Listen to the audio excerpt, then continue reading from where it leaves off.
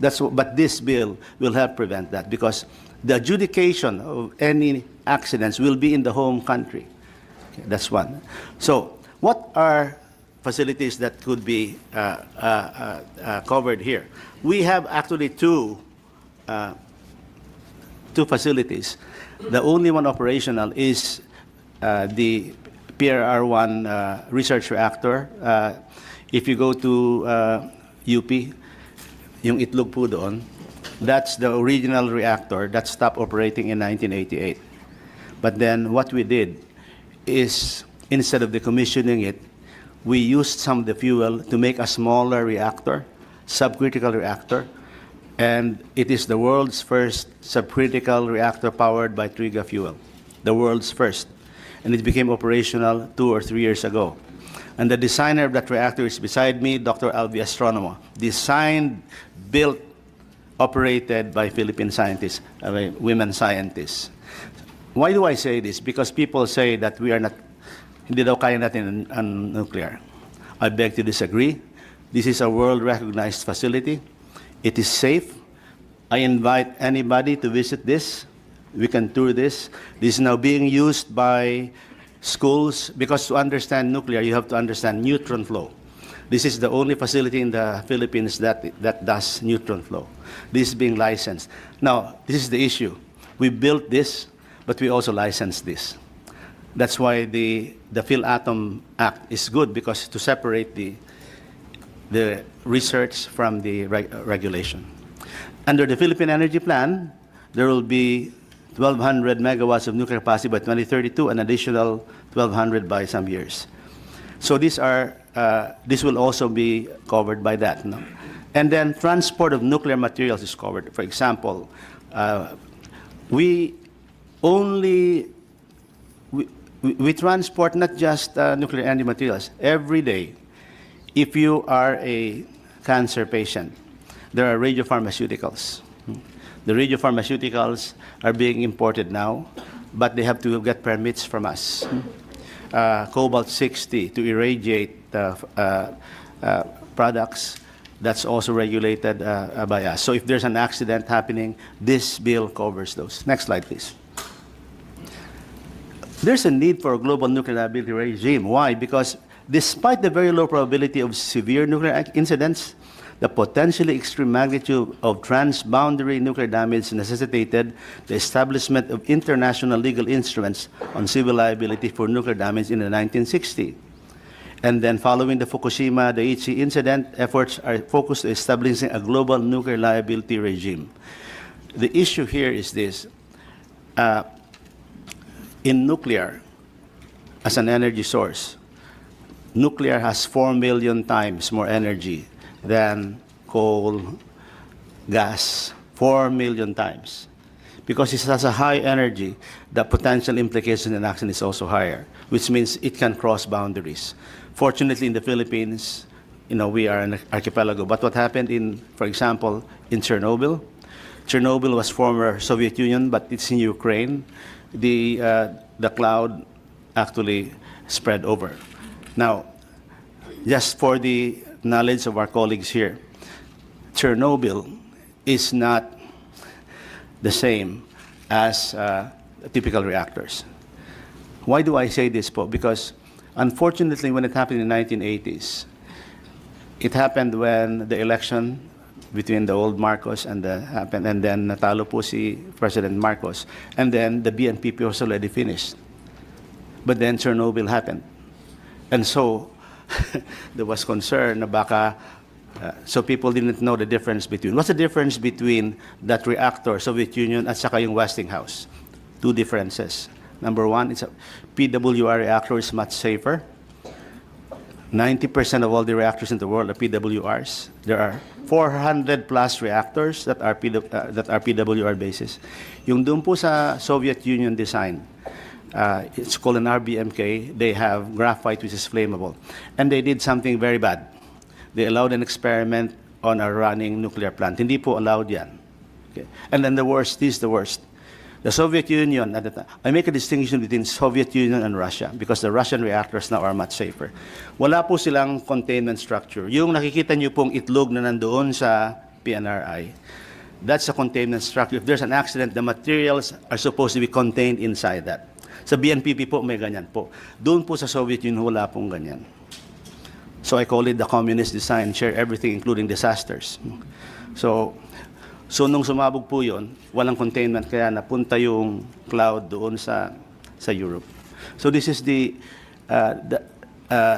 Fukushima is a different thing altogether, but there's a big difference. So you shouldn't equate Chernobyl with Bataan nuclear plant, for example. Next slide. According to the IAEA International Legal Expert Index on Liability, the Convention on Supplementary Compensation for Nuclear Damage provides a pathway to treaty relations with the goal of universal participation with all states, including Paris Convention, Vienna Convention parties, 1988 Joint Protocol parties, and CSC Annex parties. So this is an international convention. So which means that this will have to be ratified by the Senate. Kaya po, Senator, yung CSC, we want this to be ratified already. Nandun na po, pending na po yan. But when it's ratified, then we will be compliant with this. Next slide. It's based on universal treaty relations. So it's treaty relations. So it has to be, and then addresses the concerns of all states that might be affected by a nuclear accident with a view to providing appropriate compensation for nuclear damage. And based on the CSC as the single instrument open to all states. Okay, what's the implication here? For example, pag may nag-accident, may tinatransport, yung isang bansa, wala naman silang nuclear plant, paano mababayaran yon? The CSC provides for that. May contribution to a fund. Tapos yun, babayaran agad, walang litigation. Okay, sunod na, these are some of the advantages of this system. Next slide, please. Exclusive liability, no liability outside the regime or no liability for anyone else but the operator. The operators are the responsible parties here. Only the operators. Okay? And this liability without fault or absolute or strict liability, there's no need to show intent, negligence in any type of fault. The operator is liable regardless of fault, and the claimant must only prove a causal link between the incident and the damage for which compensation is sought. So, ibig sabihin, kung nagkaroon ng accident, si operator talaga yung magbabayad. Walang sinasadya o hindi, wala nang iba. Kaya kailangan din ni operator ng assurance na makakabayad po siya. And this is the way to do it. Next slide. Minimum liability amount. The installation state may limit the amount of the operator's liability but cannot go below a minimum amount. A higher amount or even unlimited liability may be imposed, and a specific amount may vary from instruments. And there's also a mandatory financial coverage. The operator must maintain financial security or insurance for an amount determined by the installation state, usually corresponding to the minimum liability limit. So there is, these are the principles that will be enhanced in law. Next slide. There's also limitation of liability in time. No action can be brought against the operator after a certain period of time from a nuclear accident. 10 years, but under the revised 30 years for loss of life and personal injury. And then equal treatments of victims, non-discrimination of victims on the grounds of nationality, domicile, or residence, provided the damage is suffered within geographical scope of the applicable convention. So this is also to protect, most importantly, the victims of such. Now, interestingly, there's nothing similar to this sa ibang industries. For example, sa coal industry, sa gas, kung may sumabog na planta, walang ganitong convention that binds all the countries. Only nuclear has this. Next slide, please. Exclusive jurisdictional competence is very important. Exclusive jurisdiction of the courts of one contracting party, recognition of judgment in all contracting parties. A final judgment of the competent court is to be recognized and enforced within all contracting parties as if it were the judgment of a national court. Isa lang. Okay? So, mababawasan yung ng mga abogado. Next slide. The basis for global regime, it facilitates international trade because of legal certainty. It's channeling the liability to the operator. A treaty relations with major vendors. It enables new nuclear projects. Okay? and there will be expectation of participation by the international community, the public, industry, and investors. There is sometimes, in my job at PNRI, when you talk about nuclear, there are so many myths about nuclear. Pag sinabi mo pong nuclear po kasi, ang nasa isip, bomba. Ganun agad eh. So, ang hirap, ganun pa lang. Ang sagot ko po dyan, ganito. Nuclear is not just energy or bombs. Nuclear means cancer treatment. You know, all of us have relatives who have cancer. The only way to diagnose early is through nuclear medicine. May facility po kami sa PNR na ginagawa po yan to lower the cost of cancer diagnosis. There's also applications in agriculture. Meron po kaming bahay doon sa PNR na ginawa. Bahay made of plastic strengthened by nuclear processes. Mas malakas pa yung nuclear na bricks na galing sa, ginawa po yan, yung galing sa mga sachets. We processed it with nuclear and then it's stronger than concrete. You're welcome to visit that house at PNRI. You know, nakita po yun ng Director General. So, but then, yun nga, if we're able to handle the liability aspect, mas kampante yung mga tao na mababayaran sila, mas safe sila, especially yung operators. Next slide. It strengthens international and regional cooperation, harmonization with nuclear liability laws, and the treaty relations enables equal treatment of victims and protects neighboring countries because it channels the liability to the operator and there will be prompt and equitable compensation. This is a big lesson po in Fukushima in Japan.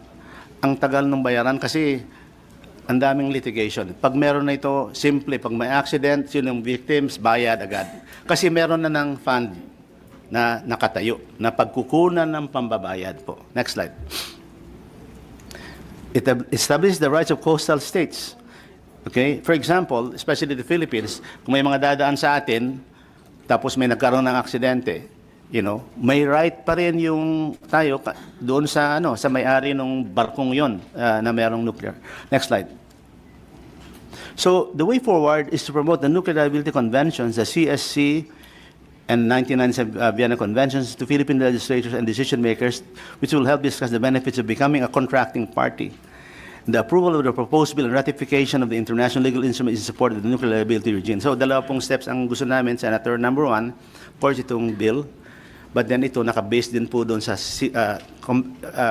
CSC, which is already in the Senate for. So, when this is done, what does this do? Alam ko na ang plano ng DOE natin at saka ng Presidente magkaroon ng nuclear power. Meron ng provision for nuclear liability. So they will be, kasi the nuclear plants could be owned by private parties. No private company can survive a nuclear accident. But with this, they will have some hope, at least some assurance that they will be covered in case an accident happens. And let me again reassure you, the accidents are very rare. In fact, nuclear is the safest energy source. If you total that operating number of hours divided by the number of deaths, ang pinakamaliit po ay nuclear. Kaya nga lang spectacular kasi, yung mga sine, lahat may nuclear, mga kontrabida, nuclear, noon pa ng sine, palagi may nuclear aspects. So kinakabahan yung mga tao. Okay, I think that's my last slide, Senator. So if you have questions, we'll answer. Thank you very much. Thank you, Dr. Arcilia. Before we go to the other agencies now for their position papers, right now, what is stopping us from setting up nuclear energy in the Philippines? Alam kong matagal na itong pinaplano. This was clearly a goal in the first few years of this administration. Alam ko po ito, hinihintay itong liability regime na ito, no? But technically, what is stopping us from setting up nuclear power in the Philippines? Okay, thank you very much, Senator. From our perspective, number one, the PhilAtom has to be established. And we're close to that. We're writing the IRR now. In a few months, we'll have that. And the President appoints a Director General and Deputy Director General. Then you create the PhilAtom, which is an independent regulatory body. Kami po, hindi kami independent because I report to the DOST Secretary. The PhilAtom will be taken out from the DOST. We'll also take a regulatory and also the CDRR from the FDA. Sila po yung nagre-regulate ng mga X-rays, MRI, tapos sila lang. So kung magpapatayo kayo ng nuclear plant or hospital, isa na lang. Okay? So yun po, number one, mag-appoint ng Director General, tapusin yung IRR. So meron ka ng regulatory. Lahat ng applications, ganito po kasi, there are only two, the function of the regulatory is to give 20 license for nuclear plants. License to construct and license to operate. Yung rates, yung kung ano man yun, ang bahala na po doon ay yung DOE at saka yung ERC. So, no one is stopping. I think you can apply for a nuclear license now, even at PNRI, because we, in fact, can handle the licenses. Pag natapos na si PhilAtom, i-entrega na lang yung application doon po sa PhilAtom. Okay? So that's one. Yung iba pong technical aspects, yun nga, kasi it's not easy to put up a nuclear plant. Ang pinakamagaling sa akin lang, yung nakatayo na, yung BNPP, kasi tapos na yung lahat eh. Pero kailangan pong i-license po yun. So, basically, and then there are some private companies who are interested already. No? Yan po. So, okay. So, because the PhilAtom law was passed already, so technically, all regulatory issues will be with PhilAtom. For safety, security, and safeguards, yes. Okay. And of course, DOE for operations, Operations, no? And price and and all of price, that, saka diba? ERC po. Is that correct, Director Aquino? Correct, no? Mr. Chair, yes, that's correct. Okay. And this bill supports the players to come in, di ba? Because magkakaroon ng mas malinaw na regime kapag may aksidente, kapag may mga claims and liabilities, mas magiging malinaw. So, this will support the industry to come in. Yes, sir. That plus the independent regulatory. Okay. So, yun. Independent regulatory, Meaning PhilAtom. Yes. But PhilAtom's already passed, no? Yes, A matter of time na lang yan. Opo. Okay. But technically, you don't need this for it to start, but this law will allow for a better regime once these plants are up already. Yes po. Kasi any private company who wants to put up a nuclear plant, once they want to be covered, and this is the law that This will protects cover them. it. Yes. But actually, even if we don't push through with plants, the law will already cover all of the other uses of nuclear, no? Okay. So, that's clear. Right now, ilan na pong kumpanya, if I can ask DOE, si Director Aquino, ilan na pong kumpanya ang nag-apply ng lisensya para magtayo ng nuclear energy sa Pilipinas? Your Honor, Mr. Chair, at present, as mentioned by Dr. Arcilia, several big power generation firms have already expressed interest, but they're also waiting on some developments in relation to PhilAtom, this particular bill, as well as the results of some studies that have been conducted to move ahead with their plans. But they have expressed through the Secretary Garin, that they're very much interested. They are seeing nuclear for power generation as a low-carbon option that will support our push for greater renewable energy because this is a baseload power plant after all nuclear. Yes, Thank you, Mr. Chair. and it could replace our coal plants, no? Correct. Correct, Mr. Chair. Okay. And the type of nuclear plant that the companies have applied for, iba-iba rin yan, di ba? May mga maliliit, may mga mas malalaki, and also different technologies within the nuclear space. Correct, Director Aquino? Mr. Chair, just to be clear, the companies have not yet made any applications or any documentation to the specific. What they have expressed before the Philippine government or the Department of Energy is their desire to embark on having nuclear power projects. And we do have one company, for example, Meralco, Prime, Aboitiz, that have already publicly indicated that they are exploring. In terms of the technology, as mentioned by Dr. Arcilia, the 3 S's, the safety, security, and safeguard, that will be up to PhilAtom to provide. On the part of the Department of Energy, what we have signaled through a department circular last year is that under the Philippine Energy Plan and the Philippine Nuclear Energy Program Roadmap, we are looking at having nuclear in our power generation mix beginning 2032. Beginning 2032, because it takes about 5 years to put up a plant, no? Correct?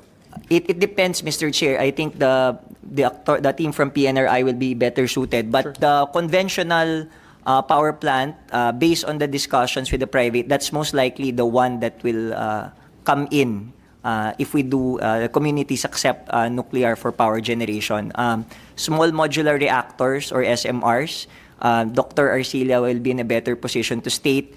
From the monitoring of the Department of Energy, there is non-commercially licensed that we are aware of. So it's not yet off the shelf available. But if SMRs are available, the promise of SMRs is that the turnaround time will be anywhere from 2, even as short as 2, to just as long as 5 years for deployment, Mr. Chair. Yes. So anywhere from 2 to 5 years, no? But we know 2 is quite fast, di ba? That's Mabilis correct, yun. Mr. Chair. Dr. Arcilia.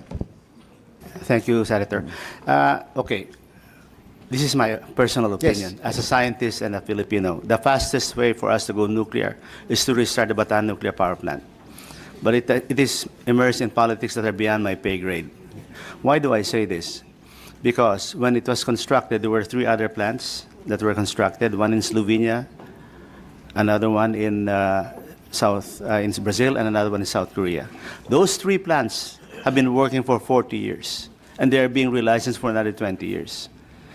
We've had many visitors visit our plant, and even the Director General of the IEA. One guy from South Africa was saying, why is this plant not running? This is in a better shape than our plants that are operating. So My understanding is that the local governments aren't too keen, no? yes, there are local governments, Yeah. some church opposition. Anyway, so, but for safety, if we're talking about safety, PhilAtom will take care of that. All the rest, bahala na po. Yeah. Yes, Now, but- yung small modular reactors po, Senator. Kasi yun nga, there are 160 designs of small modular reactors, but there are only 2 operating. One is in China, the HTGR, another one is in Russia, in communist countries. But we have a research agreement with an American company to try to build one of the world's most advanced research reactors here in the Philippines. Okay, and the President of the United States has actually signaled he wants to really accelerate nuclear because it's really needed. On the question on acceptability of the community, no? So I think the one with Bataan, so there are questions on that technology, but I think the questions are really more on the willingness of the locals to accept it or to put it up, no? Ano po ba, Director Aquino, ano po ba yung proseso for a town? I think it's the same process for all plants, di lang naman nuclear, di ba, no? But may proseso yan, di ba? So let's say may kumpanya nais magtayo ng planta, kukuha ng mga regulatory approvals, but kasama dyan yung acceptability dun sa lugar. No? Can you walk us through the process, Director Aquino? Thank you, Mr. Chair. The process is similar to others, but what's unique for nuclear is that we do need, again, we joined PNRI in stressing that we have to have the PhilAtom in place because that's the unique additional requirement for a nuclear power project. And unlike other projects, once operational, it's heavily regulated. When we say heavily regulated, PhilAtom will continue to exercise to ensure that the 3 S's, the safety, security, and safeguard, are working throughout the license period. And what's good about the measure for PhilAtom, which is already a law, is that if those are not met, PhilAtom has the power, even if it's operating, they can stop the operation. At least this has been addressed. But in terms of monitoring, Mr. Chair, the workflow is of course the same. What's unique for the Philippines, unlike other countries, is that our power sector is liberalized. Investments are primarily driven since EPIRA, the Electric Power Industry Reform Act, by the private sector. So for any power project to come in, government is not actively involved. Unlike in Bataan. Bataan was an actively project done by the Philippine government. So what we're envisioning, that's why Secretary Garin issued the circular last year on the Pioneer Nuclear Project, is that government will handhold the nuclear power proponents. So we will guide them through the permitting process, whether it's with the Energy Regulatory Commission, whether it's in grid integration with the National Grid Corporation of the Philippines, whether it's with DENR on environment, if the area has NCIP, we will go through all of those process. But in terms of the process mapping timeline, Mr. Chair, excluding the PhilAtom timelines, which is yet to be determined, we're already looking at around 2 years if the site is a pioneer. Just on the permitting, Mr. Chair, notwithstanding we have the Energy Virtual One-Stop Shop Act, which synchronizes the timelines for energy projects, and notwithstanding that there is a certification issued by the Department of Energy for the pioneer nuclear projects on the energy projects for national significance. So there's a lag time, Mr. Chair, based on our process mapping of around 2 years, all in, excluding the permitting coming from the PhilAtom, Mr. So Chair. 2 years for the permitting, at least 2 years to build. No, Mr. Chair. I will leave it up to Or Dr. ano na yan? Arcilia. Parallel in parallel. Pwede pong parallel po kasi yan eh. In fact, the needs of the DOE and the ERC can be done. The siting kasi, the main task of that is the PhilAtom. Now, regarding stakeholders, there's one site that has a 70% acceptance rate already. Si Congressman Kumangko kasi gusto niya magpatayo dun sa Pangasinan, sa Labrador, no? Sinurvey na niya, umabot na yata ng 70%. Wala pang operator yon. Pero he has already obtained the most difficult, which is the agreement of the local populace. Ayaw lang ng ibang obispo, pero yung mga tao gusto. Thank you po. Yeah. So, what is the process for that? Is there a public hearing? Is there umabot pa tayo ng may referendum ba yan? Or ano bang proseso para masabi na ang isang lugar they do accept that a nuclear plant will be built in their area? Sige, any of you can answer. Yeah. The most basic requirement is that any nuclear plant will require an ECC, which is the purview of the DNR, and the ECC requires public consultation. So, requirement yan even for a mine. So, lahat dapat mag-participate doon. So, yun ang isang requirement. Okay, I'll pause muna, Dr. Arcilia. From DNR, Mr. De Guzman, can you walk us through ano ho ba yung, kunyari, hypothetically, meron na pong magtatayo na, I think Meralco said you want to engage in nuclear, no? Correct, di ba? Publicly? Yes, kunyari, Meralco is going to set up a nuclear plant in, kunyari, sa Labrador, kasi yun yung lagi nababanggit. Ano ho bang, ano po bang proseso ng DNR to secure acceptability and approval of the community? Yes, Mr. Chair, Your Honor, for the EMB, under our mandate, in particular, yung PD 1586 po, which is the Philippine Environmental Impact Statement System, it provides therein, under our Section 4 thereof, that all entities, may it be government or a private one, shall, before it will implement its project, shall secure first an ECC with the DNR or as delegated to the EMB. So no project shall be implemented without securing it first. So like this particular project, which is classified as environmentally critical project, it undergo a review which involves the stakeholders.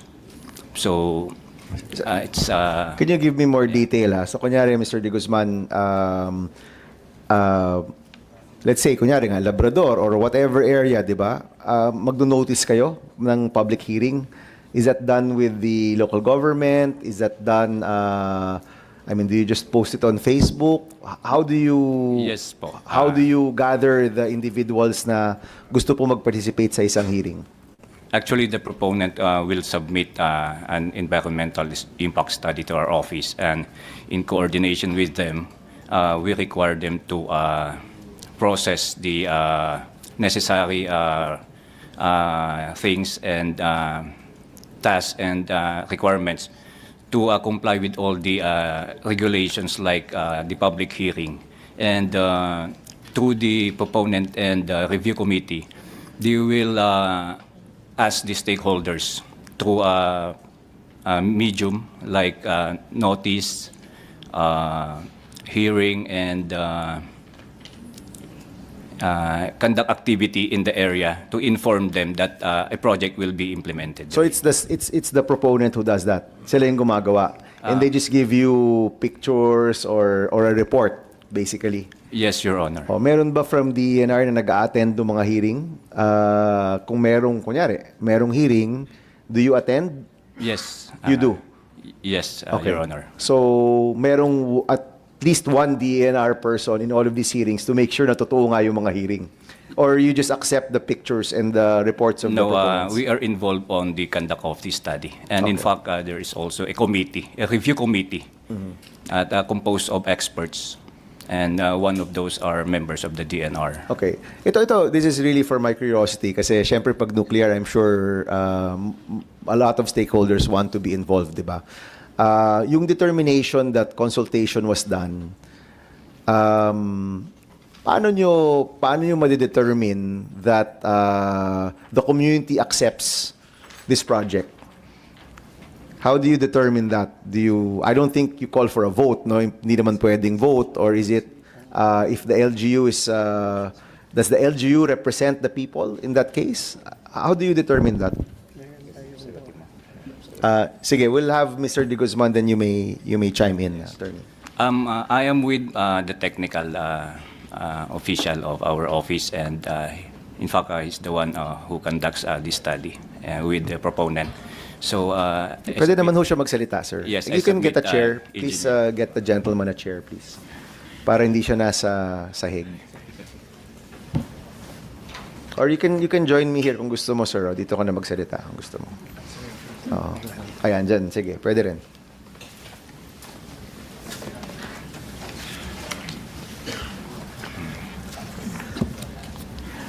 Good morning, Mr. Chair. I am Engineer Carl Del Rosario of the EIA Management Division of the EMB. Just to clarify some of the requirements in terms of public participation under the Philippine EIS system. The process itself for environmentally critical projects require a full-blown EIA study. And I'm only concerned about the public consultation. yes, sir. So the thing with full-blown EIS studies, there is a need to have public participation at various stages of the process in terms of the permitting. So usually we have a scoping activity, which is a proponent-driven activity that requires participation from the affected LGUs. At the barangay level, we have the DNR Administrative Order 2017-15 that specifies the minimum members to be engaged in these activities. No questions, sir. Okay. So along with this, sir, we usually, apart from the documentation as mentioned by Mr. De Guzman, we would often have participation, especially in the public hearing, as the EMB would serve as the public hearing officer for that activity. And usually, there are checks and balances in terms of the documentation, whether or not these hearings and transcripts are in order, sir. So kunyari, nag-consultation na kayo. May mga oppositor, may mga for and against. There are people who are for it, there are people who are against it. And again, this is not really in particular to this bill, but just in general, I'm just really curious. How do you determine kung masasabi mong tinanggap ng community na magtayo ng ganong planta or not? How would you determine that? Approval from the local government and also. Pwede na natin siya nare-record, sir, kung sakali. Yung parang loan na nila. LGU. May approval. Sige, Director Aquino. Mr. Chair, in terms of the process mapping, because we did it, what's indicated, and I think this is also partly covered by EVOS, the ECC compliance, environmental compliance certificate under DENR EMB, what's indicated is 120 days. And then our colleagues, Mr. Chair, from DENR can confirm that under the existing issuances, the presidential decrees mentioned, While it is true that an ECC can still be issued even if there is opposition, but the determination that the environmental impacts are acceptable and properly mitigated rests with the EMB, Mr. Chair. So even if there's opposition, if in the determination of the DENR EMB, it is mitigated, the project, they can issue an ECC. This is based on the DAO that we have on file for EVOS, Mr. Chair. Okay, and what if the local government is objecting to it? Kunyari, what would be the process there? Mr. Chair, what's going to happen based again on our process mapping is that if there's opposition on the part of the LGU can withhold the Business issuance permit. of the business permit. So hindi rin po makakapag-proceed kapag ganun po. And are there cases where the LGU is not in favor of putting up a plant and they withhold the business permit? We have seen cases, Mr. Chair. I think that was part of the reasons why there was a strong push on the part of the Energy Department to have EVOS in place. What is That- EVOS again? The Energy Virtual One-Stop Shop Act, Mr. Chair, that in terms of the timelines, they have to observe it strictly under the threat of penalty, Mr. Chair, and it's a one-stop repository. So our energy investors only need to log on to the system to get the permits, and agencies are legally bound to issue the permits in the timeline specified in the EVOS Act for energy projects, Mr. Chair. Was there anything in the PhilAtom law that talked about community approval or anything like that? Wala, no? You were following the DENR EMB process pa rin? Yeah, thank you, Chair. During the House hearings for the bill, in fact, one of the suggestions there was to try to put the LGU inside the PhilAtom bill. And the opposition there was quieted because they said this will require an ECC, which means that if there are opposition from the local stakeholders, they can use the ECC to voice out. But as mentioned by my colleague, it's not a votation. Exactly. Meaning that because if the DNR technical said that this is safe or whatever, they can still note the opposition, and then it can still proceed. It has also implications why for the operations. A nuclear power plant is designed to last for 80 years.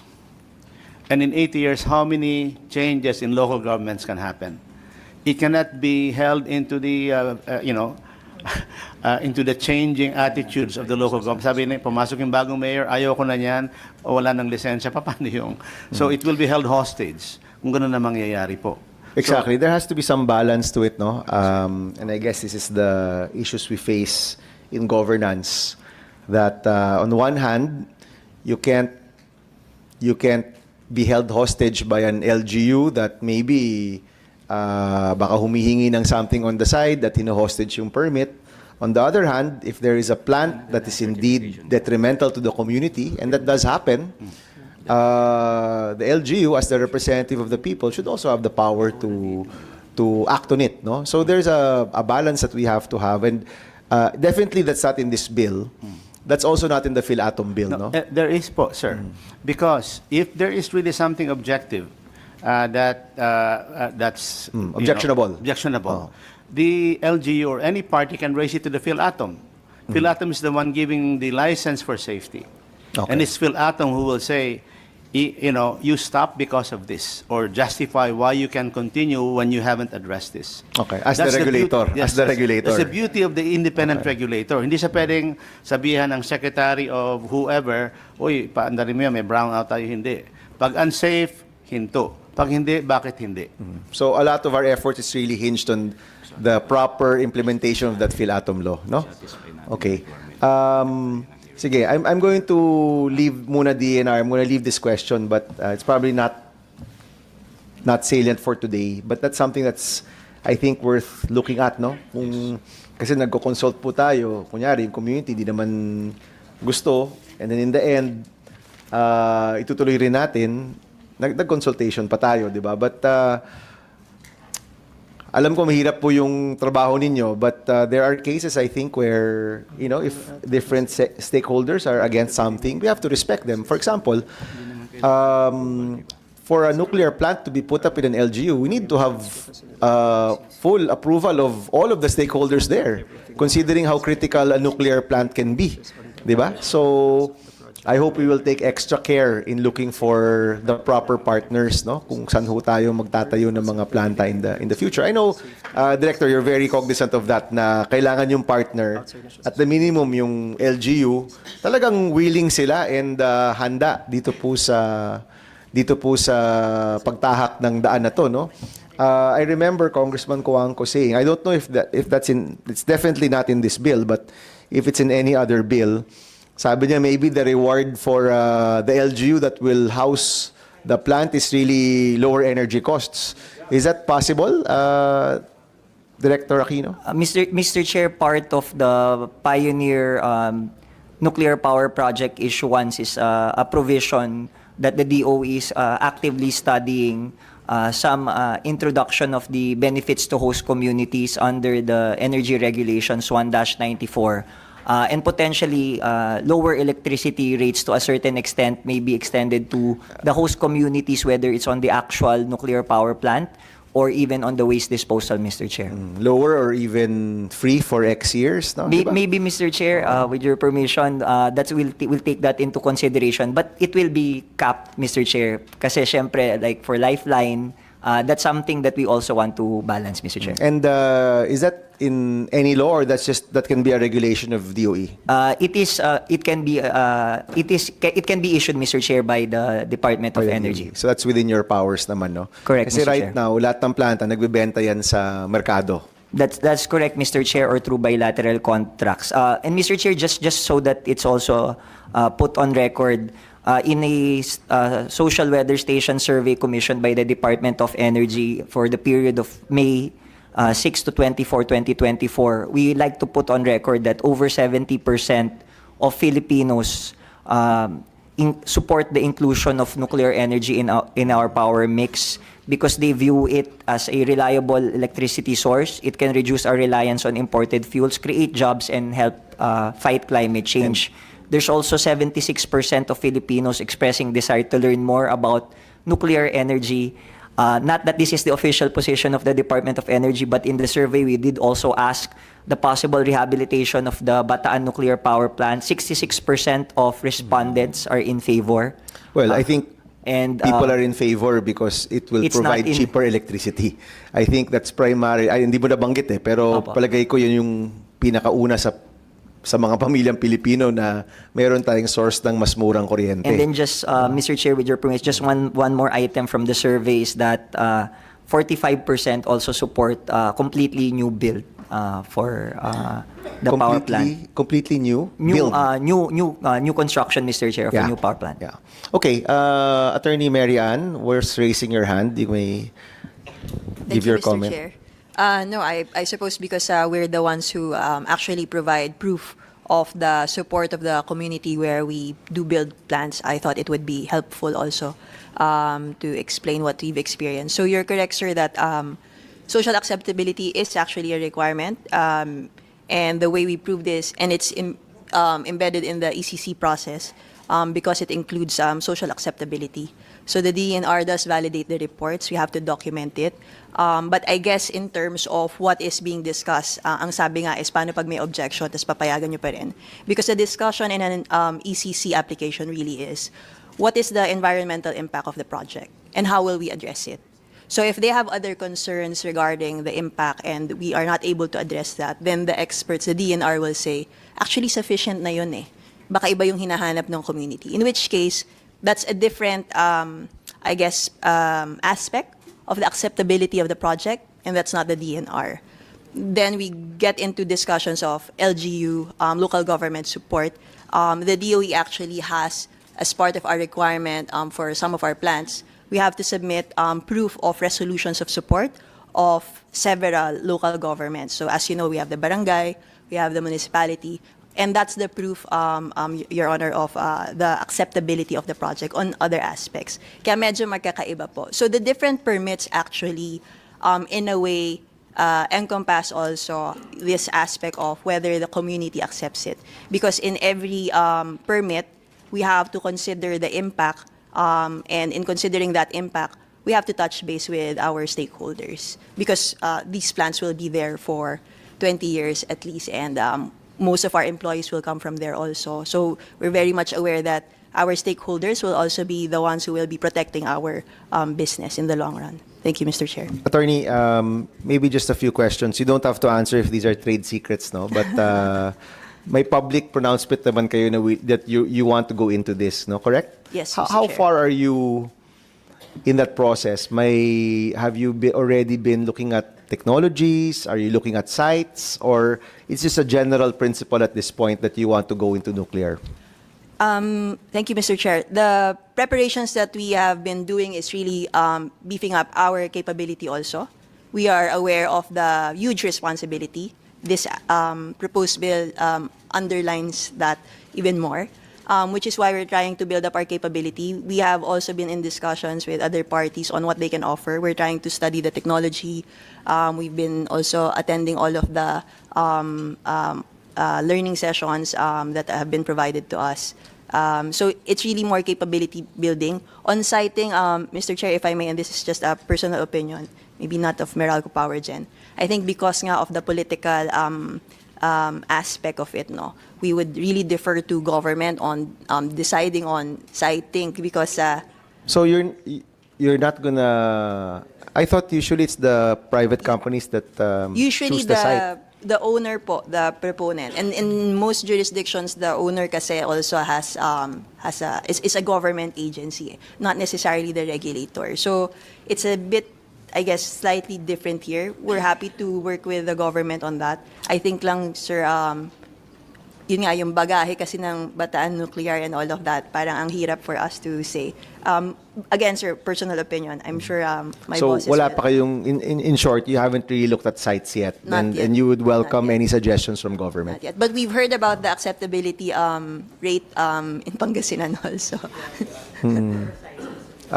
Sige, thank you, Attorney. Yes, Director Aquino. Yeah, Mr. Chair, I think it has also been made, it was asked, I think, in several public, hearings. We can confirm that the DOE through that DOE as chair of the Nuclear Energy Program Interagency Committee or NEPIAC, which is a whole of government approach for nuclear energy program for the country, we've already identified several potential sites that have undergone physical inspections as well as desktop evaluations that are potentially suitable for hosting a nuclear power project. Offhand, I can confirm that several locations in Bataan, including the existing facility where the BNPP is situated, remain suitable for a nuclear power plant site, as well as the sites in Labrador, Pangasinan that was mentioned by Dr. Arcilia, and there are also other sites located in Camarines Norte. There are sites also in Palawan, Puerto Princesa in particular, as well as Masbate, Mr. Chair. Okay, let me ask our agencies here. Sige po, Director Arcilia, quickly. Yeah, okay. I'm a geologist. There are geological constraints for, it's not for disallowing nuclear plants. Number one, in the Philippines, you cannot build a nuclear plant close to an active volcano, which means hindi ka talaga pwede magpagawa ng nuclear plant sa Batangas kasi because of Taal. Okay? Doon din sa Albay because of Mayon. So, yung pa lang, di ka makakapag first base. And second, you cannot be on top of an active fault. Ibig sabihin, kung nasa tabi ka ng fault, pwede ka mag-engineer. Pero pag nandun ka mismo sa trace ng fault, hindi pwede. So, pag hindi mo na-click yon, eliminate. Kaya nga maganda yung Palawan kasi wala doon ng vulkan, walang fault. No? Pero for the fact, hindi po totoo ng Bataan Nuclear Plant ay may active volcano, yung Mount Native. Patay na po yung volcano yan. We just had brand new studies. We put seismic sounding around it. Wala nang... Kasi po ganito yan eh. Paano mo alam kung buhay pang vulkan? Parang may stethoscope ka, lalagay mo doon, seismic. Kasi kung may gumagalaw pa sa ilalim na magmas, ibig sabihin, potentially, wala po. We've done that for, more than 1 year. So, hindi active amount natin. Pangalawa, wala ding fault. Kasi sinuri na ng maayos. Those are the two biggest egregious fake news about Bataan Nuclear Plant. Sabi daw, may fault at saka may volcano. Not true. Yun po. Ang hindi pwede rin isa, sa aking palagay, hindi ka pwede kung may liquefaction or strategic liquefaction. So reclaimed areas, hindi ka pwede magtayo ng nuclear plant.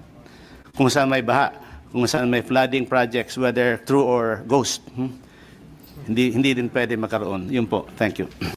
Parang palit ng palit yung areas na pwedeng magtayo ng planta. Okay, let me quickly ask, I think DOE, you're in favor, no? You've spoken already. Maybe we'll ask DNR, DOJ, and yeah, maybe just DNR and DOJ to give their position. Yes, Mr. Chair, Your Honor. As to the issue raised earlier here, with respect to the implementation of our mandate, the question of how we approve the or address the social acceptability of the project is that the proponent shall undergo the scoping process. And the proponent, in particular, conduct meetings, conduct information and education regarding the impact of the project, the negative or the positive ones, secure the attendance of the people in the area, and address their concerns as to social or economic. And if all these requirements are met and satisfactory as to the review committee, the EMB will approve the ECC application.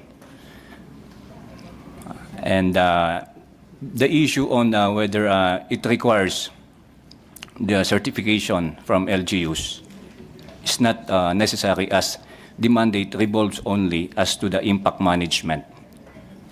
So we focus on the environmental management, but as to the requirements of social acceptability, we only require those mentioned things that is to be done by the proponent of the Okay, project. Director, with regard to the law, does the ANR have a position with regard to the bill at hand?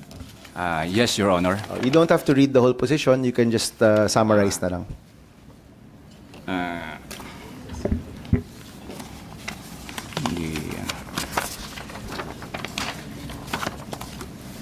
Actually, since the mandate of the EMB is to implement the impact system as well as the pollution laws, like the RA 6969, the Toxic and Management Act, the RA 9275, the Clean Water Act, and 8749, the Clean Air Act, and the Information Education Act.